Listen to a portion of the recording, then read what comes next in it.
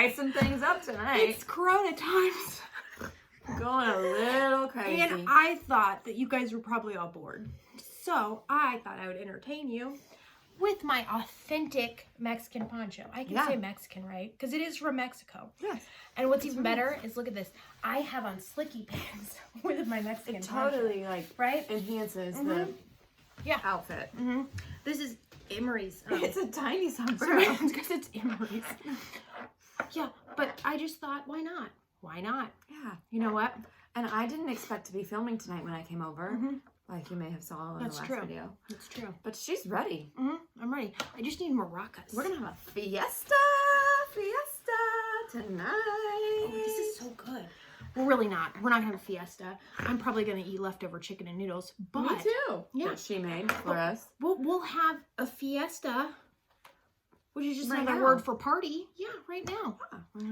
Not with food. Just a party. Yeah. Okay, so we have to, oh, damn it. I just put the gum in my mouth and I have to take the shot. What's a cuss word in Spanish? How do you say shit? Can I say it? I think. Caca. Ah, caca. Caca is poop. I was going to say a not nice word. What word were you going to say? Yeah. I only know a couple. And like, I don't know any. And I took 4 years of Spanish. Me too. I used to be fluent in Spanish. You were good.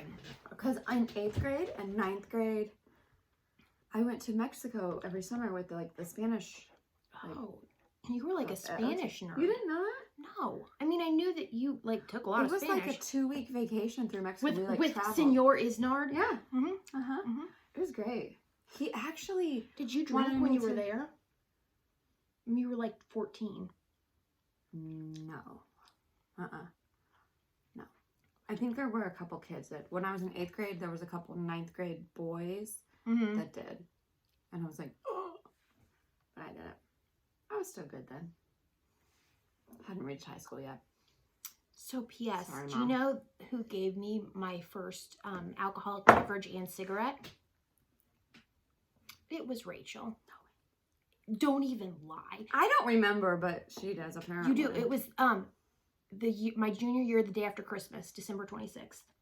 What? Swear to God. I know. Did I give you the Zima with the Jolly Rancher? And then you gave me a cigarette. That same day? That same night. I went hard. I was like, if I'm going to be bad, I'm going to be real bad. True story.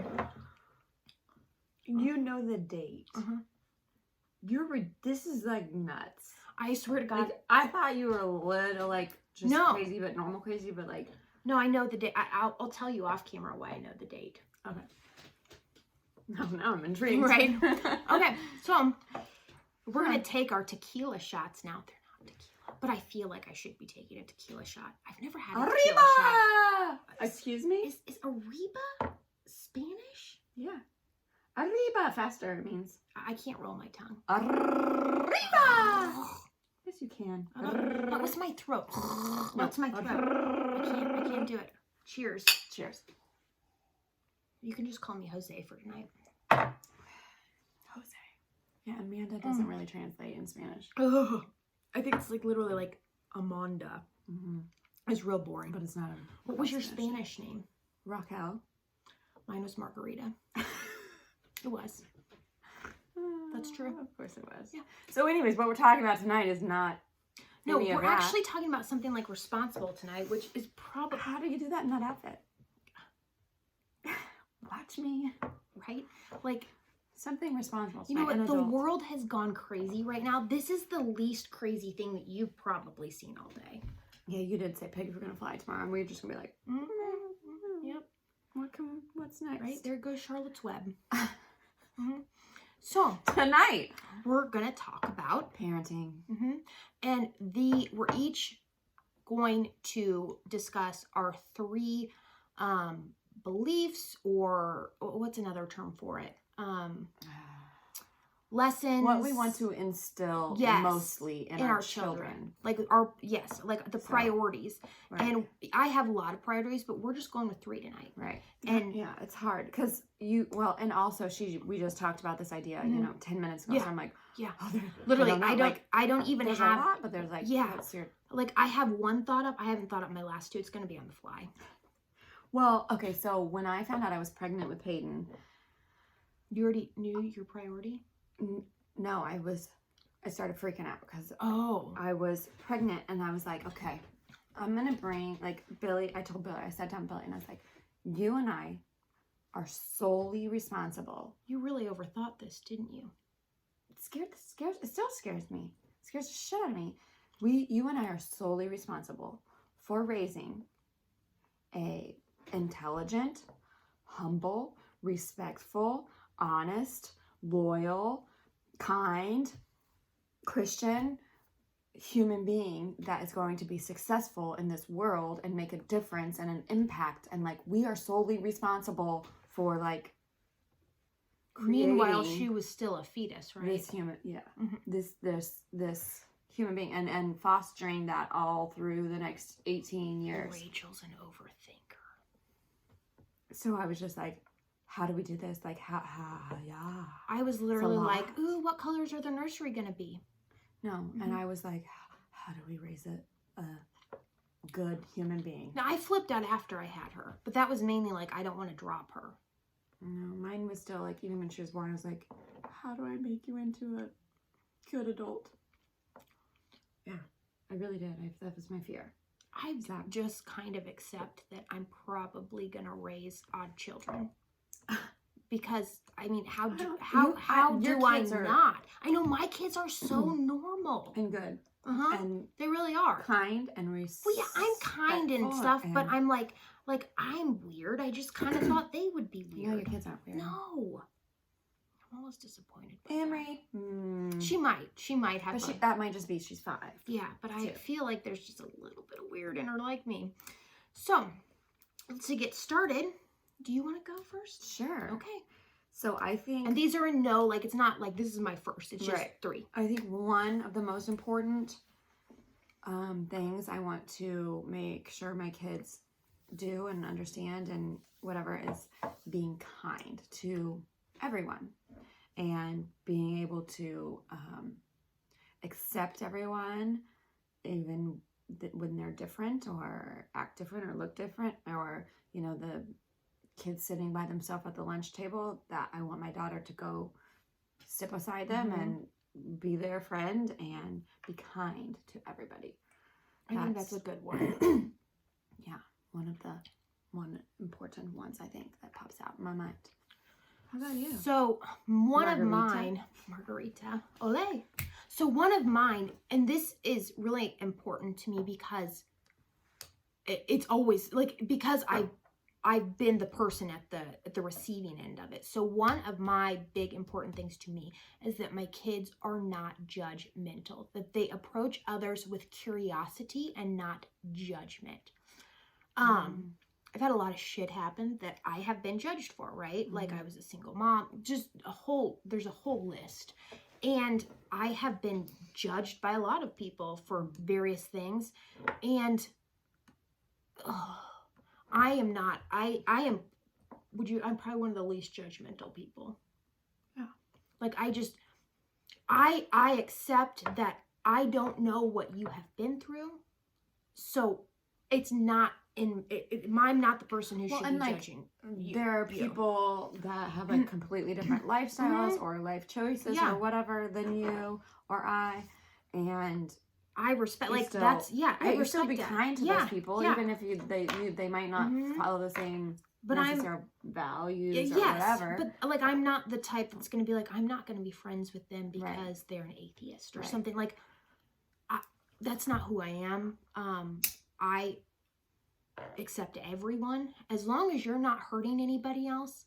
I'm cool with you. Like that's the truth. And big thing for me, I don't ever want, like when I say judgment, I don't ever want my children to be friends with somebody because they like their clothes or their house or they have money. Like that's disgusting to me. That's part of the reasons why I send my kids to a Title I school, because I want them to know that what's important is not what you can see. So they need to approach everybody with curiosity and not judgment. And in this area, there's a lot of judgment that goes around. So. So, okay, number 2. And see, I think Billy and I differ on this a little bit. Billy is very confident in himself and his ability and his work and a lot of things.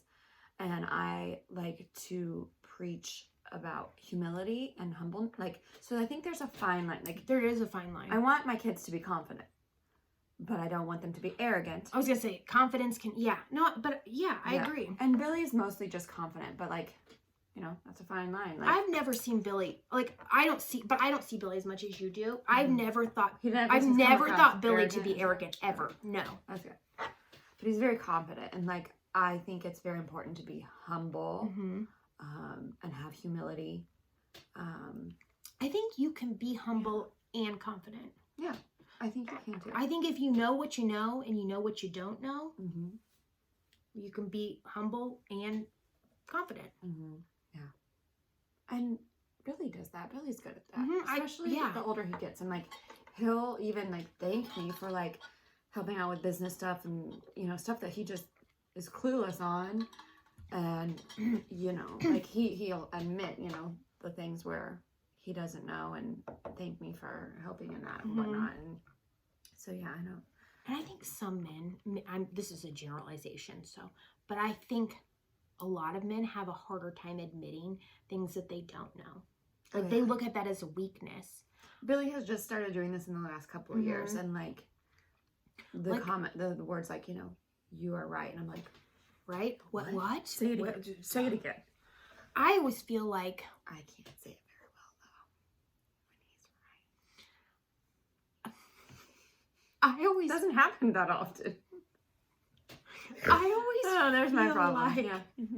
I always feel like it's very important to know what you know, but it's almost more important to know what you don't know. And I've never had a problem being like, that's not my strength. I don't know.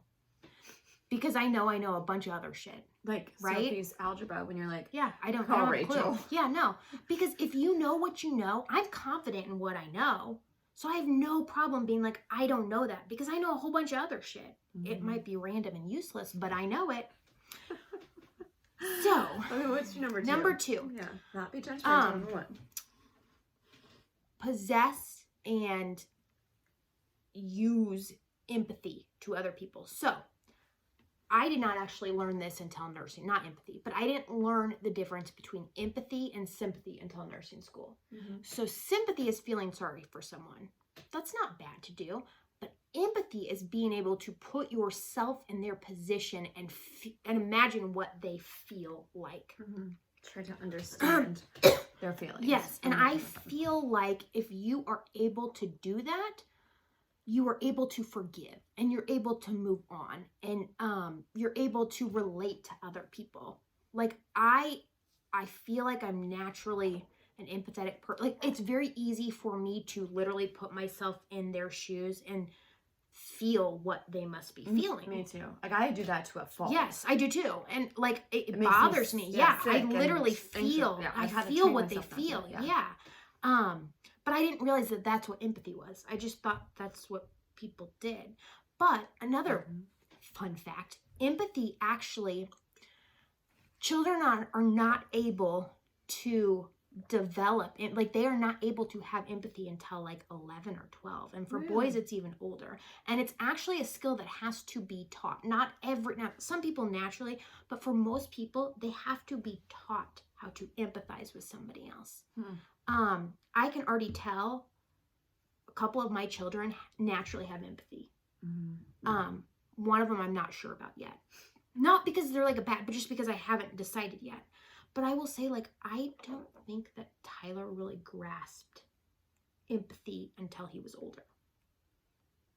Because it's different. Like, if you really, like, not everybody, like, I can literally imagine and put myself and, like, feel it. I really feel what I think they would feel.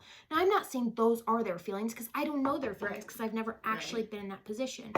But I can at least relate to them. And I think that goes hand in hand with don't be judgmental. So, and be kind. Like, it all is like... Yeah. I'd much rather have a dumb kid who is kind than a smart kid who's an ass. Honestly, if I had to choose. Oh, this is hard. Number 3? I have to think of my number 3 too. I mean, She's probably playing with a wine opener. Number 3, what I want to instill, we take our kids to church, and, you know, our toddlers go to Christian preschool, and I want my daughters to, and, you know, I don't push my beliefs or faith or whatever on anybody else, and if we don't have the same, like I said, I'm still kind and accepting to all types of people, but I want my daughters to grow up in the faith and as strong Christian women, and be able to share that, like, and not be like ashamed or embarrassed or right. Like, I couldn't pray in front of people. Like, if in junior high, if you told me you have to pray in front of somebody, I would have turned bright red and start sweating. Like, that was not, you know what I mean? I think even now, if you asked me to publicly pray, I would start sweating. Yeah. But I wish my kids would be, like, they wouldn't be embarrassed to do that. And it's not even like I'm embarrassed because it's praying. I think it's just because I don't like to be in front of a bunch of people. Right, that you don't except really for on know. YouTube. Yeah. Well, they're not really here sitting here. I know, yeah. I bet it would be different if we had 20 people sitting in your bedroom staring at us. Yeah, I'd be like, oh. Actually, no. You know, let me clean up real quick. The thing is I'm real good. So if it's people that I don't know, I'm cool because I don't give a shit if what you think of me. Like, I'd much rather have it be a bunch of people I don't know. If it's people I know, that's when I get nervous because I don't want people I know to think that I do a shitty job. I'm serious. If I don't know you and you think I do a shitty job, I don't care. Okay, hold on. Our battery's almost dying. Okay, so my next one. Gotta hurry up. Okay. What's your last one? Oh God, I had it and then I just lost it. I was, even though I agree with Rachel, I don't want to use the same one because oh, I know what it is. I want my children to have grit. I think the term grit is actually a newer term. However, I will say that in my life, I have had to have a lot of grit. And had... I don't have that. Yes, this is the thing. You have had struggles. We're not going to go into this, but you have had struggles. And you have overcome them. You are not a drug addict. You are not an alcoholic. You are raising 2 children. You have a college degree. Like, there are all these things that show that you have grit, right? Grit is you get knocked down and you keep up and you keep going. Okay, you keep going. I have you keep that. going. Or I don't have grit as far as consistency. You're talking about like discipline. I lack discipline. Discipline is different than grit, though. I don't have discipline. Like, so that's my number 4. I will say, like, there are times where, like, by all accounts, I should not have succeeded, right? I tell my kids this all the time. It's a lot easier to be the one that tries the very hardest than it is to be the one that's the very best. If you, like, you know what I mean? Like, in a soccer game, if you hustle harder than everybody else, you may not be the best soccer player, but if you're working harder than everybody else, that's a lot easier to do than be the best soccer player. So grit, and the harder you work and practice and whatever, exactly. Like grit, maybe you become the best. Grit basically means that you are able to take adversity and challenges and hardships and overcome them. And I will say that I have done that over and over and over and over again, and so have you. Yeah, I think you more so than me, maybe. I think maybe I started you really can't doing that at a younger age. Yes, and then, like, I would agree with that. As you were like older and then you got your shitstorm of tough life challenges and things. But I also look back at all those hard times and I appreciate them because I've had other, like... They're very good learning lessons. Yeah, like I wouldn't be the person I am now without a lot of shit happening. Right. Like my first marriage and divorce, like I learned a lot. I learned what not to accept. And what... Yeah, I learned a lot. Like things in my life that I looked like were tough were all very good lessons in life for me. And honestly, you meet those people that have never they don't have grit because they've never had to have it. I think grit is one of those things that something almost bad has to happen for you to develop that. Does that make sense? And maybe some people naturally have it. I don't know. But there are, there are a lot of people that have lived like a very relatively, I don't want to use the term easy, but maybe not as many challenges or hardships or adversity, right? Well, Billy, for instance.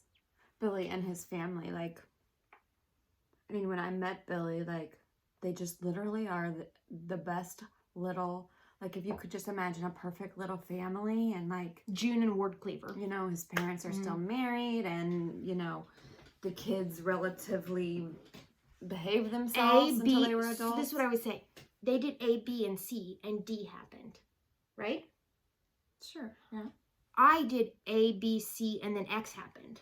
Like, life doesn't always work. If you do A, B, and C, D is going to happen. It doesn't always work out that way. Sometimes you do A, B, and C, and shit still hits the fan. But in their life, A, B, C, and D happened. Yeah. You know, he just, like, he didn't, when I met him, he didn't really understand, like, mental illness and stuff, because he's never, like, been around it or dealt with it, or immediate family, or addiction, or alcoholics, or he's never really, like, had any of that, you know, sexual abuse, nothing, like, no traumatic, really. No trauma. He's had, they've had, like, no trauma, really, in their lives. And I don't think you necessarily have to have... easy. I'm sure they have their own struggles and whatnot, but, like, yeah, when you say easy or whatever, like, I don't think that you necessarily have to have trauma to have grit, to possess, or to possess grit, to form grit.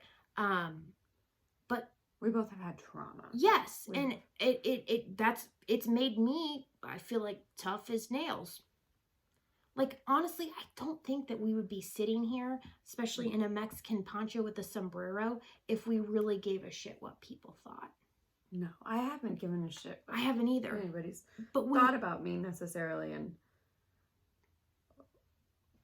but I feel like when you possess grit, like, you possess that belief in yourself, so what other people think doesn't matter anymore, because you know who you are and you're okay with that person. So I think grit goes into a lot of different ways. It does. So that's something that's important to me. 22, really 24. She's drinking again. She's drinking again. That's why she's getting close. Let's touch Amanda. But it's coronavirus, so but we're not falling 6 feet anyways. She used my lipstick. Yeah. It's gonna happen. It's gonna happen. But yeah. So that's, I feel like, empathy, grit, and being curious, not judgmental. Those are my 3. And what did I say? I said kindness, humble, and Christian. Like, and I agree with, I just didn't want to take yours. Yeah, we can't do the same one. No, that'd be so boring. Yeah, you can't steal. Well, and it's funny, because if you look at my 3, I think you can kind of, like, follow, and you can kind of see, like, my life journey, like, they all kind of fit together, right? And so I think that I said non-judgmental, empathy, and grit. So I think that what the priorities are for your children probably have a lot to do with where you came from and the hardships that you faced. Like, you don't want your kids to face, you know what I mean? You want them, or what helped you. When I had my first, when I was 23, and she was actually planned. We had already been married 4 years. Everybody's like, what? But yeah, true story. So I was really young, right? But I was ready. I'm surprised it took that long. But because I didn't want one right away, but I was ready. Like, I mentally had already been through, like, I mentally prepared myself because I'd already been through, like, life challenges at that age. Yeah, and so honestly, it was like a walk in. Kids were like, it wasn't. I didn't really have to have an adjustment period or anything. You were a really good younger mom. Yes, I'm a really good. So contrary to maybe what you see on YouTube, Amanda's a good mom. Yeah, actually, I would agree with that. My kids are really good. Now, part of that is just luck, let's be real here. And Tyler's a very good dad. Tyler's a very consistent good dad. I am very, sorry, I'm just kidding. I'm very real with my kids. So, like, I fuck up, okay? I do. And my kids know that. I apologize to them every time I fuck up. Like, if I get too mad and I yell, and actually, I rarely yell, but when I do, I will go to them and I'll be like, you know what? I suck, and I am sorry, you didn't deserve that. I was feeling overwhelmed because of this, and this had nothing to do with you, and I never should have projected that onto you. So I don't treat talk to my kids like they're babies. Like, and that's age appropriate. Right. I mean, but you're over I have, two and I have no problem apologizing to my children because I feel and like that teaches them exactly that even adults you mess mess up up and if it's you make a okay mistake, to you can- apologize. I also, one thing that I always kept in mind, even when my kids were little, I'm not raising kids so I can like just baby them. And I'm raising kids so that they turn into responsible adults that are productive citizens of our community. Right. And this is why I told you what I was freaking out about when I got pregnant. Like, yeah, I but gotta do you that. see those parents that they're just thinking, "Ooh, almost hit my sombrero off." They're just thinking about, "Oh, they're so cute. They're big." You know, they're not actually thinking about like, "Oh gosh, in 10 years, you know." So even when my kids were like toddlers, I'm thinking my whole purpose right now is to raise you to become, you know, responsible and independent and productive adults. So I had that mentality. I think it makes a huge difference how you raise your kids. Like my kids can make a cup of coffee because that's a life skill, and because mommy's lazy in the morning. So I teach them life skills that benefit me. I do. That's true. They've been able to make coffee since first grade. I can't wait. I had to work. I just got my freaking kid to dress herself. Okay. Well, I mean, you have like 3 years until they have to make coffee. Okay, good. Yeah, they don't know it though.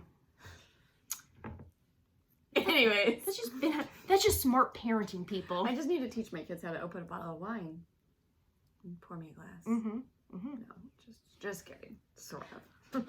Maybe just get you a beer. This is a wine This is a wine opener. Just teach them that and just bring mommy the wine opener. That's good. And now all the time in my like this. Well, because when I cleanse, I don't want Peyton to drink all of it and stuff, and so I'm always like, it's an adult drink or whatever. And so she always asks me, she's like, "Mommy, is this water or is this an adult drink?" Because she what if she asks you that at like mother or like mops? You're in church and she's like, you're like, "It's not adult like that, honey." No, this is not my coffee. Okay, no, but I never like drink around. Like it's always after she's in bed usually. No, I don't hide. I don't drink very often, but if I do have a drink, I don't hide it from my kids. Yeah. But I'm not like, "Mommy's getting sloshed." Mine are too young. Yeah, they don't care what my phone's about ready to go dead though. Okay, so we gotta like and subscribe, ring the bell, share, follow us on Snapchat. Rachel Finholm, we're working for free. Yes. Follow us on Instagram, working for free. This is the thing. Keep liking us because we need validation, because we have no validation because we're in a pandemic. And if you liked my sombrero Mexican poncho, comment below. I love it. Bye. Oh God, I almost spilled my wine. It's okay. No big